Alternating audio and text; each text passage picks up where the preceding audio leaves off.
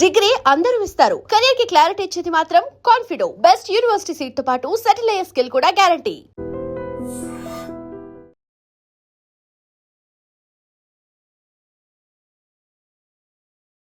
తెలంగాణ మీద మీరు ఫోకస్ పెట్టుకున్నారు అనుకున్నప్పుడు ఫస్ట్ ఇప్పుడు ఒక క్రోనాలజీ ప్రకారం చూసుకుంటే రీజనల్ పార్టీస్లని బీజేపీ మెల్లిమెల్లిగా వైపౌట్ చేస్తూ వస్తోందని ఇక్కడ కర్ణాటకలో లేదు. దేవగౌడను ఓన్లీ రాజ్యసభకు పరిమితం చేశారు. కుమారస్వామిని ఏదో కేంద్ర మంత్రిగా పెట్టుకున్నారు. ఇంకా అక్కడ ఆ పార్టీ లేకుండా పోయింది. మహారాష్ట్రలో ఉన్నటువంటి 2 పార్టీలు 3 ముక్కలు చేసి పెట్టింది. ఆ తర్వాత వెస్ట్ బెంగాల్లో కంప్లీట్గా వైపౌట్ అయిపోయింది. టీఎంసీ అనేది లేకుండా ఈవెన్ అక్కడ ప్రభుత్వంలో 3 టర్మ్స్ ఉన్నప్పటికీ కూడా ఒడిశాలో కూడా అలాంటి పరిస్థితే. నెక్స్ట్ టార్గెట్ తెలంగాణ అని పెట్టుకున్నప్పుడు ఇక్కడ ఉన్నటువంటి ప్రాంతీయ పార్టీ బీఆర్ఎస్ని కూడా సేమ్ అదే మీ మంత్రం ప్రయోగించబోతున్నారు అనేది సెట్ చేయడం అన్నారే, ఆ సెట్టింగ్లో ఇది కూడా ఉంటుందా అని. మేము సెట్ చేయకముందు వాళ్ళే ముక్కలు అవుతున్నారు కదండి. మేము సెట్ చేసే అవసరం ఏమున్నది? ఇప్పుడు మేము గన్ను బట్టి కూల్చే అవసరం లేదు, వాళ్ళే కూల్చుకుంటున్నారు కదా. ఇప్పుడు ఏ సమాధానం చెప్పినా హరీష్ రావు గారు కానీ, కేటీఆర్ కానీ, కేసీఆర్ గారు కవితమ్మ సమాధానాలు చెప్పాలి. కవితమ్మ ప్రశ్నలకు ఇప్పుడు కవితమ్మనే కదా కుటుంబ సభ్యురాలు, మాజీ పార్లమెంట్ సభ్యురాలు, ఆ 10 ఏళ్ల పరిపాలనలో ప్రముఖ పాత్ర వహించిన కవితమ్మ గారు ఆమెనే అడుగుతుంది. నువ్వు అప్పటి ఉద్యమ నాయకుడు కావు, అప్పటి కేసీఆర్ కావు, నువ్వు మారిన మనిషివి, మన మనిషివి, నువ్వు లక్షల కోట్ల అవినీతి పరుడు అని కూతురు అంటుంది. ఏంపీ కట్టలు కట్టినామంటుంది. ఈ పదం వాడద్దు కన్న కూతురు. ఏంపీ కట్టలు కట్టినామని మేము భారతదేశం అంతా పోయిన ప్రజల డబ్బులు తీసుకొని అంటున్న తండ్రిని అన్నని భావన అంటుంది. పందికొక్కుల్లాగా బలిచి అవినీతితోనే ఇద్దరు అటకోళ్ళు ఇటుకోలు కూర్చున్నట్టు మేము అంటలేము. అది అవినీతి మేడ, గాలి మెడల మీద అవినీతి మీద కట్టిన మేడ, అది ఉండదు పార్టీ. ఇంకా వాళ్ళే నువ్వు 4 వైపుల నుంచి 4 గుణపాలు పెట్టుకొని వాళ్ళే పొడుచుకుంటుంటే మా అవసరం ఏముంటుందండి? మేము చూస్తాము. ఆ ప్రజాస్వామ్యంలో వాళ్ళ ఇష్టము. ఇప్పుడు నేను చెప్తున్నది ఏమంటున్నారు? కాళేశ్వరంలో అవినీతి చేసింది మా హరీష్ అన్న, సంతోష్ అన్న ఎవరు చెప్తున్నారు? కవితమ్మ. అసలు మా అన్నకు అసలు ఏం తెలియదని ఆమెనే అంటుంది. ఏదో జీపీ చాట్ చేసుకుంటూ మాట్లాడతాడని చెప్తున్నది ఆమె. చాట్ జీపీటీ చేసుకుంటూ మాట్లాడతాడే. నేను అనేది ఏంటంటే ఆ కుటుంబము, అది కుటుంబ పార్టీ అండి. ఫామ్ హౌస్కే పరిమితమైన ప్రైవేట్ పార్టీ. తెలంగాణ ప్రజలు ఒక ఉద్యమకారుడుగా ఆ ఉద్యమాన్ని ఒక 14 సంవత్సరాలు ఉనికిలో ఉంచి ఆయనకు ఎంతవరకు చేయాలో అంతవరకు చేసింది కొంత, దానికి అంత 100 రెట్లు ఫలితం పొందారు ఆ కుటుంబం. తెలంగాణ ప్రజలు చాలా ఉదార స్వభావాలు. వాళ్ళు ఏమి ఇవ్వాలి అన్నీ ఇచ్చారు. భారతదేశంలో ఏ కుటుంబంలో కూడా ఒకటేసారి 5 పదవులు అనుభవించలేదు. ఇది ఒకటే కుటుంబం వచ్చింది. నెహ్రూ కూడా, నెహ్రూ తర్వాత గాంధీ తర్వాత నెహ్రూ తర్వాత ఇందిరా తర్వాత రాజు తర్వాత. కానీ భారతదేశంలో కరుణానిధి తర్వాత స్టాలిన్ ఇట్లా వచ్చారు. కానీ ఒక్కసారి 5 మొత్తం తెలంగాణ రాష్ట్రంలో పదవులు అనుభవించిన కుటుంబం. ఎన్నికల మనవడితో కూడా భద్రాచలం తలంబరాలు మోపించిన, అంటే ప్రోటోకాల్, అది ప్రోటోకాల్. ఇది రాజరికం కాదు. అంటే మేము పిల్లల గురించి మాట్లాడద్దు, అంటే నేను అనేది ఏంటంటే మొత్తం రాజరిక పరిపాలన చేసిన ఈ రాష్ట్రాన్ని తెలంగాణ ప్రజలు విముక్తి చేశారు. ఇంకా పార్టీ అనేది ఫామ్ హౌస్కే పరిమితం అయ్యే పార్టీ, దాన్ని పట్టించుకుంటలేము. మాకున్నదంతా గోలంతా తెలంగాణ ప్రజల ఆకాంక్ష, తెలంగాణ ప్రజల అభివృద్ధి, తెలంగాణ ప్రజల అభిమానం, తెలంగాణ ప్రజల ఆత్మగౌరవం. తెలంగాణ కోసమే ఏర్పడినటువంటి అప్పటి టీఆర్ఎస్, ఇప్పుడు ప్రస్తుతం బీఆర్ఎస్ పార్టీలు, అక్కడి నుంచి బయటకు వచ్చినటువంటి ఈటెల రాజేందర్ని బీజేపీ హక్కును చేర్చుకుంది. ఇప్పుడు కూడా ఒక కీలకమైనటువంటి బీఆర్ఎస్ లీడర్ని మీ వైపు తిప్పుకునే ప్రయత్నం చేస్తుంది. నయానో భయానో ఏదైనా పర్లేదు, దాన్ని ముక్కలు చేయాలి. మీకంటూ కూడా ఇక్కడ ఎవరున్నారు? బీజేపీకి ఒక ఫేస్ అనేది, ఇప్పుడు అన్ని గ్రూపులు ఉన్నాయి కాబట్టి ఆ ఒక లీడర్ని తీసుకొచ్చుకొని మీరు పెట్టుకొని ప్రొజెక్ట్ చేసి ముందుకు వెళ్ళాలి అనేటువంటి ఒక ప్రయత్నం బీజేపీ చేస్తోంది అనేటువంటి ఒక విమర్శ మీ మీద ఉంది. విమర్శలు స్వీకరిస్తాము, నాకు తప్పేం లేదు. ఒకటి ఇప్పుడు మీరు అన్న దాంట్లో, మా దాంట్లో ఇప్పుడు డీకే అరుణ గారు ఉన్నారు, సీనియర్ రాజకీయ నాయకురాలు, ఒక మంచి maturity, all India vice president, ఇప్పుడు పార్లమెంట్ సభ్యురాలు, ఒక మంచి పరిణితి చెందిన నాయకురాలు, ఒక మహిళా నాయకురాలు. ఒకటి రఘునందన్ రావు గారు, అరవింద్ గారు, బండి సంజయ్ గారు, ఈటెల రాజేందర్ గారు, లక్ష్మణ్జీ గారు, కిషన్ రెడ్డి గారు. ఇంకేం కావాలండి? ఇంత అనుభవము, ఇంత పరిణితి. అంటే ఏం చేయాలా? చౌకబారు మాటలు మాట్లాడాలా రేవంత్ రెడ్డి లాగా? కేసీఆర్ లాగా రెండా ముండల మాటలు మాట్లాడాలా? ఏం కోరుకుంటున్నారు మీరు? తెలంగాణ సమాజానికి ఏం చెప్పాలనుకుంటున్నారు? లాగులో తొండ దొరగొడతాం, నీ అబ్బా పదాల ఏం చేసినారు? అవును, కిషన్ రెడ్డి గారు అన్నారు. ఏమైంది?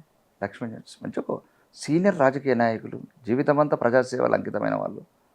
డీకేఆర్ నగర్ ఒక మహిళా నాయకురాలు, ఒక మంచి మెచ్యూర్ నాయకురాలు, ఎవరు లేరు మా దాంట్లో. అసలు మీరు ఏమనుకుంటారు? అందులో ఎవరు ఉన్నారు? కేసీఆర్ ఫామ్ హౌస్లకి బయట పడుకున్నోడే లేస్తలేడు ఇప్పటికి, భీష్ముల్లాగా అంపశయ మీద పడుకున్నాడు పెద్ద ఆయన. ఇంకెవరు ఉన్నారు? కవితమ్మ అయితే పలుకొట్టింది వెళ్ళింది. ఇక మొత్తం ఉన్న అన్నీ ఇంకా ఎన్ని ఉన్నాయో లెటర్లు, అవన్నీ ఒక్కొక్కటి ఇప్పుకుంటా పోతుంది పూడీలు. ఇంకెవరున్నారు చెప్పండి కదా? ఈ పార్టీలో ఎవరున్నారు అసలు? ఇప్పుడు నేను చెప్పిన అందరూ కూడా రేవంత్ ఎంత చెప్పండి అసలు. ఓకే, నేను ఏమంటలేను, గౌరవనీయ ముఖ్యమంత్రి అదృష్టవంతుడు. ఇప్పుడు ఏదో సినిమాలో యమలీల సినిమాలో ఆలి అని ఉంటాడు ఒక హీరో, వాడికి ఏదో భవిష్యవాణి బుక్ దొరుకుతుంది. ఆయనకు భవిష్యవాణి బుక్ దొరికింది కొడంగల్ ఓడిపోగానే. ఇప్పుడు కొడంగల్లో ఓడిపోయిన వ్యక్తి, మొన్న కూడా కామారెడ్డిలో ఓడగొట్టినాం మేము, భారతీయ జనతా పార్టీ ఇద్దరిని ఓడగొట్టినాం. రేవంత్ రెడ్డి గారిని ఓడగొట్టినాం, కేసీఆర్ గారిని ఓడగొట్టినాం. అది మా భారతీయ జనతా పార్టీ కార్యకర్తలు అంటే అట్లా ఉంటారు. అది మామూలు కార్యకర్తలు కాదు వాళ్ళు. మీరు గమనించండి, నేను చెప్పిన నిజాలా కాదా? కాబట్టి మా దాంట్లో నాయకత్వం లేదు. ఒకవేళ వేరే పార్టీలకి వెళ్ళి వచ్చినా స్వాగతిస్తాం. భారతీయ జనతా పార్టీ బలం కావాల్సిందే. ఏ పార్టీలకి వచ్చినా, కాంగ్రెస్కి వచ్చినా, బీఆర్ఎస్కి వచ్చినా, రాజకీయ నాయకులు ఒక వాళ్ళ మేధస్సును వాడుకుంటాం, వాళ్ళ అనుభవాన్ని వాడుకుంటాం. ఇప్పుడు ఎంతైనా సరే వాళ్ళకి ప్రజాక్షేత్రంలో అందరినీ కలుపుకుపోతారు, ముందుకు పోతారు, అంతేనా? ఒకటేనండి, ప్రజలకు మంచి జరగడానికి, ప్రజలకు మంచి జరుగుతుందంటే దేనికైనా సిద్ధం. దుర్మార్గుల చేతులతో వదలలేం కదండి. ఒక పిచ్చివాడి చేతిలో ఒక పసిపాపని పెట్టలేం. ఒక పిచ్చోడు ఇప్పుడు తెలంగాణని పిచ్చోళ్ళ చేతిలో పెట్టినట్లు పెట్టినాం. నెలాగుండ్రి పెన్షన్లు పెంచుతా, నెలాగుండ్రి మహాలక్ష్మి ఇస్తా, నెలాగుండ్రి తులం బంగారం ఇస్తా, నెలాగుండ్రి నిరుద్యోగ భృతి ఇస్తా, నెలాగుండ్రి అదేంది ఆటో రిక్షాలకు ఇస్తా, నెలాగుండ్రి కౌలు రైతులకు ఇస్తా. ఇట్లా ఇన్ని అబద్ధాలండి. అంతకుముందు నాతనేమో 3 ఎకరాల భూమి ఇస్తా, డబుల్ బెడ్రూమ్లు ఇల్లు ఇస్తా, దళితుడిని ముఖ్యమంత్రి చేస్తా, కేజీ టు పీజీ విద్య ఇస్తా. ఇవన్నీ అబద్ధాలు కావా కవిత? వాళ్ళు అరువులేనా అసలు? బీఆర్ఎస్లో ఎవరున్నారన్నారు? కేసీఆర్ ఉన్నాడు, కేటీఆర్ ఉన్నాడు, హరీష్ రావు ఉన్నాడు, వీళ్ళు ముగ్గురు ఉన్నారుగా, సరిపోదా? ముగ్గురు అంటే మేము సరిపోమా? మేము పార్టీలో అలా నాన్నని ఓడగొట్టామంటున్నాం కదా. ఇప్పుడు అదే కేసీఆర్ గారిని ఓడగొట్టాం అంటున్నాం మేము. అలా మా దాంట్లో నాయకత్వం అని లోపం అనేది లేదండి. మళ్ళీ మీకు అదే చెప్తున్నాను. ఒకటి ఏంటంటే కొద్దిగా ప్రాంతీయవాదం, మళ్ళీ అన్నిటికీ ఒకటే ఒక ప్లస్ పాయింట్ అండి.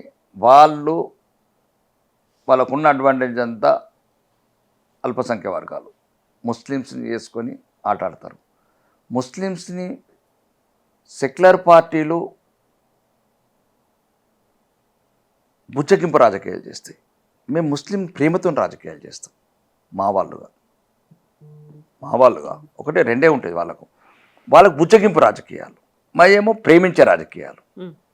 భారతీయ జనతా, లేకపోతే మేము భారతీయ హిందూ పార్టీనే పెట్టేవాళ్ళం. భారతీయ జనతా పార్టీని ఎందుకు పెడతాం? ఇది అందరు పార్టీ.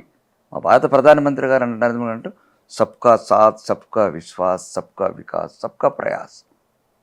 విశ్వాస్ थोड़ा लेट होता होगा, एक ना एक दिन విశ్వాస్ హోదా. హిందూ ముస్లిం కలిసిపోతాం, భారతీయులాగా ఉంటాం.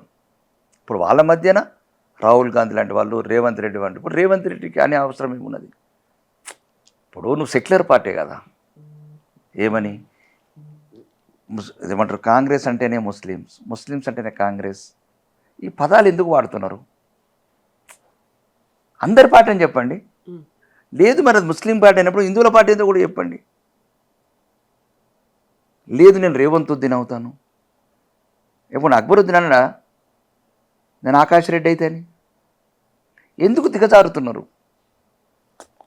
రాజకీయాలల్లా ఎందుకు దిగజారుతున్నారు? ఏం తక్కువ చేసాం ఈ దేశానికి? అభివృద్ధిని చూడండి. యూపీఏ ఉన్నప్పుడు ఓన్లీ 1,57,000 కోట్లు ఇన్ఫ్రాకు, 43 లక్షల కోట్లు, 43 లక్షల కోట్లు ఇన్ఫ్రా.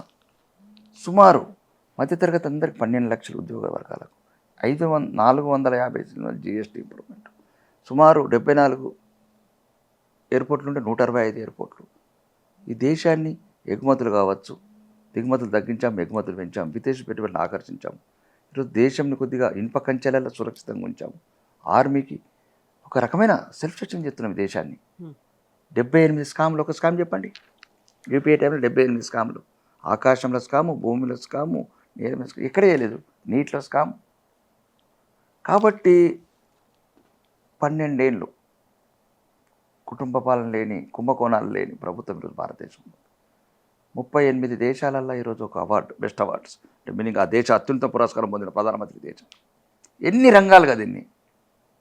నిజమైన భారతీయత 1000 సంవత్సరాలతో నిజమైన భారతీయత నడుస్తుంది.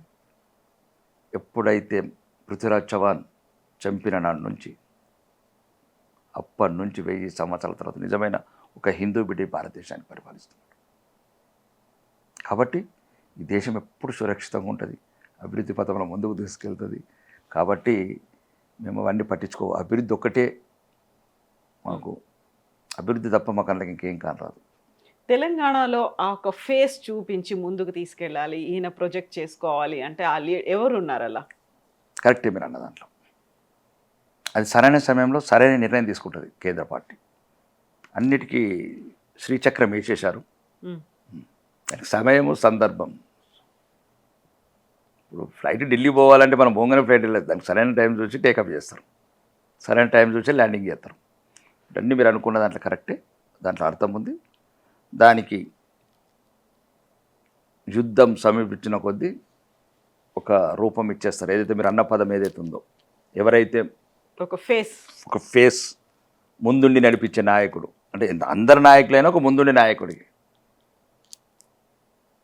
అది ఆల్రెడీ డిసైడ్ అయిపోయింది. వాళ్ళ కేంద్ర పార్టీలు అన్నీ వాళ్ళకి ఏదో మొత్తానికి మొత్తం ప్రోగ్రామింగ్, లెక్కలు, సమీకరణాలు ఇవన్నీ కూడా వేస్తున్నారా, బేరీజులు వేసుకుంటున్నారా? వాళ్ళకి ఏం తెలియదండి. నరేంద్ర మోడీ గారికి, అమిత్ షా గారికి తెలంగాణ గురించి ఏం ఎందుకు తెలియదు? వాళ్ళకి యుద్ధం ఒకదాని తర్వాత ఒక విరామం లేని యుద్ధం చేస్తున్నారండి వాళ్ళు. ఆ వయసులో 76 సంవత్సరాల ఒక యువకుడు ఈ దేశంలో యుద్ధం చేస్తున్నాడు. 30 బహిరంగ సభలు, 12 రోడ్ షోలు పెట్టి నెక్స్ట్ డేనే తెలంగాణ వచ్చాడు. తెలంగాణ నుంచి వచ్చి అమెరికా, అది ఏదో యూరోప్ పోయాడు. ఈ దేశంలో అంటే అప్పుడు ఏముంటాయండి, మొన్న అస్సాము టార్గెట్ ఒకటి, ఏదో తమిళనాడులో కొద్దిగా రిజల్ట్ తక్కువ చూపించినాం, ఇంకేంటి కేరళ మొదలుపెట్టినాం 3 సీట్లతో. అప్పుడు కూడా మాకు 3 అనేది లక్కీ నెంబర్, ఎందుకంటే బెంగాల్లో కూడా 3తోనే మొదలుపెట్టి క్లియర్ చేసినాం. కేరళ కూడా ప్రధానమంత్రి గారు అన్నారు నెక్స్ట్ 5 ఏళ్ళకు మేము కాంగ్రెస్ చేసి మాకు 3 అంటేనే అయిపోయింది. అంటే ఇక దాని తర్వాత ఇప్పుడు నెక్స్ట్ ఎలక్షన్స్ ఉన్నాయి, ఒక 5 రాష్ట్రాలు, గుజరాత్ కావచ్చు, యూపీ కావచ్చు, వీటి మీద ఫోకస్ ఉంటుంది. ఎందుకంటే 29 రాష్ట్రాల సమూహం అండి భారతదేశం. ఇప్పుడు పాపం ఇప్పుడు కాంగ్రెస్ ఉందంటే ఇంక అన్నీ అయిపోయి, కాంగ్రెస్ విముక్తి భారత్, మా ప్రధాన ఉద్దేశమే కాంగ్రెస్ విముక్తి భారత్ కవిత. ఇంక అన్నీ అయిపోయినాయి, ఇంకేంది. ఒకటి కాంగ్రెస్ విముక్తి భారత్ కంటే కూడా ఇప్పుడు రీజనల్ పార్టీస్ విముక్తి భారత్ చేయాలనేదే బీజేపీ ఎజెండా లాగా కనిపిస్తున్నట్టుంది. అంటే అది ఒకందుకు మరి అది ఏం చేస్తుందో కానీ నాకైతే వ్యక్తిగతంగా అది కరెక్టే అనిపిస్తుంది. వద్దా రీజనల్ పార్టీస్ ఉండాలి, కానీ వీళ్ళకు ప్రాంతీయ పోకడలు ఎక్కువ అవుతున్నాయి. వీళ్ళకి చరిత్ర తెలియదు, కుటుంబ పిచ్చి బాగుంటుంది అంటే నా వ్యక్తిగత అభిప్రాయం చెప్తుంది. ఎందుకంటే వీళ్ళకి తెలియాల్సింది ఏంటంటే, అంటే దేశాన్ని ఎట్లా నాశనం చేశారంటే ఇట్లాంటి అంటే అప్పట్లో అది పెద్ద చరిత్రగా సింపుల్గా చెప్తాను. ఇంకా చరిత్ర అంటే మళ్ళీ చాణక్యుడి దగ్గరికి పడుతుంది. చాణక్యుడు అంబాలుడి దగ్గరికి వెళ్ళి ఎట్లా చేసినారు, రాజులు కొట్లాడి ఎట్లా ఈ దేశాన్ని విభజించారు, అలెగ్జాండర్ ఎట్లా వచ్చినారు, ఇదంతా ఒక సబ్జెక్ట్ ఉంది. అది పక్కన పెడితే మనకు బ్రిటిష్ ప్రభుత్వం మన 1947లో అధికారం ఇచ్చేటప్పుడు, స్వాతంత్రం ఇచ్చేటప్పుడు 565 సంస్థానాలు, అది రాజ్యాలు. అంటే చూడండి, ప్రతి ఒక్కడు అడిగా, ఇంగ్లీష్ వాడు వచ్చి నొప్పుకున్నాడు, వాడు అక్బర్ గారు వచ్చి నొప్పుకున్నాడు. ఎందుకంటే వీళ్ళకి అర్థం కాకుండా అయిపోయింది దేశం. ఇది ఒక విశాల భారతదేశము, ఒక హిందూ సామ్రాజ్యం మర్చిపోయినారు. ఈ 500 రాజ్యాల వల్ల రాజరికం ఉంటే అప్పుడు మీనన్ గారు, సర్దార్ వల్లభాయ్ పటేల్ గారు వాళ్ళు నొప్పించి మనం కూడా స్టాల్ ఒక అగ్రిమెంట్తో చేసి అన్ని 565 చేశారు. అప్పుడే దేశం ఒకటైంది. ఇప్పుడు ఈ ప్రాంతీయ పార్టీలు కూడా దేశం ముందు కూడా ఆలోచించాలి, ప్రాంతీయ తత్వాలు పెరగకూడదు. ఎందుకంటే ముక్కలైన దేశం ఒకటి చేసినాం, ముక్కలైన రాజ్యాలు కలిపి విదేశీయులకు 1000 ఏళ్ళు బానిసత్వంగా ఉన్నాం. మళ్ళీ దాని కష్టంతో ఒకటి చేసినాం భారత్ని. మళ్ళీ ఇట్లాంటి ప్రాంతీయ పోకడలతోని చాలా ఎదుర్కొన్నాం. అక్కడ నాగాలాండ్ వైపు, మణిపూర్ వైపు చాలా సమస్యలు ఎదుర్కొన్నాం. ఇవి ప్రాంతీయ పోకడలన్నీ వచ్చి మళ్ళీ కంట్రీకి కమాండరింగ్ చేశాము, కంట్రోల్ చేశాము. కాబట్టి ఇప్పుడు ఈ ప్రాంతీయ పోకడలు కూడా చూస్తున్నాం కదా. ఇప్పుడు for example last year Stalin అనుకుందాం, అడుగడుగున హిందూ వ్యతిరేకత. ఏమున్నది హిందూ, మిగతా మతాలు కానీ మేము అదే మతం కదా, ఎందుకు మేము అంటే ఇంత బాధ? ఒక సింపుల్ దాని చెప్తున్నా, రాముడి అయోధ్యల అదే మందిరం ఓపెన్ అయ్యేటప్పుడు లైవ్ బంద్ చేయించిండు తమిళనాడు. ప్రాంతీయ పోకళ్ళు ఎట్లా ఉంటాయి? మేమే ముస్లిమ్స్కి వ్యతిరేకం కాదు. ఈ దేశం తిండి తినుకుంటూ, ఈ దేశం గాల్చి పీల్చుకుంటూ, ఈ దేశ వ్యతిరేక చర్యలు పాల్గొనే వాళ్ళకి మేము వ్యతిరేకం. ఇన్షాల్లా భారత్ తెర తుకుడా అంటే ఇది పదాలండి. భారత్ ఎందుకు తుకుడా కావాలండి? భగత్ సింగ్ పానాలు తీసి ఉరిపెట్టుకొని, సుఖ్దేవ్ వీళ్ళందరూ ఉరిపెట్టుకొని భారత్కు స్వాతంత్రం ఇచ్చేందుకు. వీడెవడండి మా భారత్ తుకుడా కాదు? వాడికి ఈ పార్టీలు ఎందుకంటే సపోర్ట్ చేస్తాయి? ఇన్షాల్లా తెర భారత్ తుకుడా అదొక యూనివర్సిటీలు. అంటే ఇవన్నీ బాధాకరమైన అంటే నాకంటే నా వ్యక్తిగతంగా కొద్ది బాధ అనిపిస్తుంది. ఎందుకంటే లక్షలాది మంది చనిపోయి త్యాగాలు ఇచ్చి దేశానికి స్వాతంత్రం తెచ్చారు. ఇట్లాంటి ఆలోచనలు ఉన్న వాళ్ళు దేశంలో ఉండకూడదు. మనం ఏమైనా ఉండండి, సమస్యలు ఉంటే దేశంలో కొట్లాడుకుందాం, మతాలకు అతీతంగా కొట్లాడుకుందాం. అభివృద్ధే కదా మనకు ఎవరికైనా కావచ్చు, ముస్లిమ్స్కైనా క్రిస్టియన్స్కైనా. ఫస్ట్ మనం భారతీయులుగా ఫీల్ కండి. ఎవరు అంటారు మాకు ఈ దేశ చట్టాలు వర్తించాయంటారు, మాకు షరియత్ చట్టాలు చదివితే సౌదీకి వెళ్ళి. ఇప్పుడు ఎక్కడ ఇంకా ఉందో అంటే నేను అనేది ఏంటంటే ఇట్లా అంటే ఈ ప్రాంతీయ పార్టీలన్నీ సమస్యలు వస్తున్నాయి. ఓకే, ఇప్పుడు ఆయన పేరు కొత్త ముఖ్యమంత్రి అండి జోసెఫ్ గారు, విజయ్. అదే జోసెఫ్ విజయ్ అంటే నేను ఆయన ప్రమాణ స్వీకారం చూశాను, నాను జోసెఫ్ విజయ్ అని ఒకే పక్కనాడు. ఇప్పుడు ఆయన ఏమన్నాడు మా భారతీయ జనతా పార్టీ విషయంలో ఒక విషయం చెప్తున్నాను. భారతీయ జనతా పార్టీతోని అంటే ఒకవేళ అంతకుముందు ఎటువంటి మతత్వ పార్టీతో పొత్తు పెట్టుకుని అన్నాడు. మరి ఇండియన్ ముస్లిం లీగ్తో ఎందుకు పొత్తు పెట్టుకున్నాం? అది మతత్వం కాదు. భారతీయ జనతా పార్టీ అంటే ఇది అందరి పార్టీ ఏమో నీకు అవుతుంది, యూనియన్ ముస్లిం లీగ్ ఏమో నీకు సెక్యులర్ పార్టీ అవుతుంది. ఈ ద్వంద్వ ప్రమాణాలే తగ్గిద్దామంటున్నాం ఈ దేశంలో. ఎందుకంటే మీరు అనుకున్నట్లు ఈ దేశం చాలా త్యాగాలు పోయి కోట్లాది మంది ప్రాణాలు పోయి సాధించుకున్న భారతదేశాన్ని మనం కలిసి ఉందాము, ఐక్యతగా ఉందామంటే నేషనల్ పార్టీస్ అయితేనే కరెక్ట్ అనేది